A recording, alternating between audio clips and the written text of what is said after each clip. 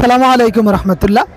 আব্দুল করিম সাহেব চট্টগ্রাম থেকে এসেছেন, আরবি প্রভাষকের ভাইবা দিয়েছেন 10 নং বোর্ডে। তো আমরা বাইরের থেকে ওনার অভিজ্ঞতা শুনবো ইনশাআল্লাহ। আসসালামু আলাইকুম রহমতুল্লাহি ওবরকাতুহু। সর্বপ্রথম ধন্যবাদ জানাচ্ছি শাহজালাল ভাইকে, যিনি এত কষ্ট করে আমাদের ভাইবা প্রার্থীদের জন্য ভাইবার যে নমুনাগুলো সংগ্রহ করে, সাক্ষাৎকারগুলো সংগ্রহ করে আমাদেরকে ভাইবার পথটা সোজা করে দিয়েছেন।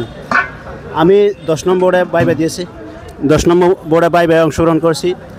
তো প্রথমে সালাম দিয়ে ঢুকলাম, ঢুকার পর অনুমতি নিলাম, আসতে বললেন, বলে যে এখানে বসেন, কাগজপত্র ডকুমেন্টগুলো দিকে দেন।